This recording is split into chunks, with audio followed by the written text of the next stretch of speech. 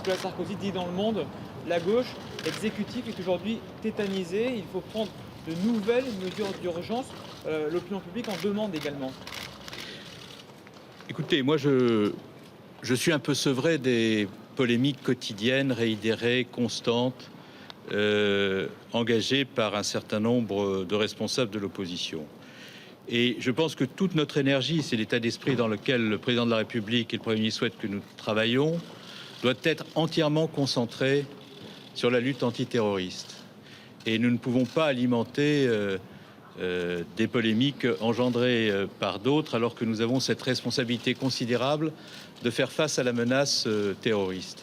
La deuxième remarque que je voudrais faire, c'est que tout ce qui devait être fait dans le cadre de l'état de droit l'a été en grande partie. Il peut y avoir encore des évolutions, il peut y avoir encore des discussions, bien entendu, et des propositions de l'opposition qui peuvent être prises en compte. Et c'est le souhait aussi du président de la République de faire en sorte que dans l'unité nationale, nous puissions poursuivre le dialogue avec tous les acteurs parlementaires pour pouvoir améliorer encore nos dispositifs.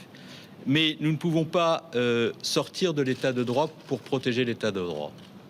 Si nous sortons de l'état de droit, des principes constitutionnels, des principes républicains, comme l'a dit le président de la République hier, pour protéger ce que nous chérissons le plus, c'est-à-dire les valeurs de la République et les libertés, alors nous aurons consacré la victoire des terroristes. Tout ce qui doit être fait dans le cadre républicain et de l'état de droit doit être fait, et nous le faisons, et nous pouvons encore améliorer.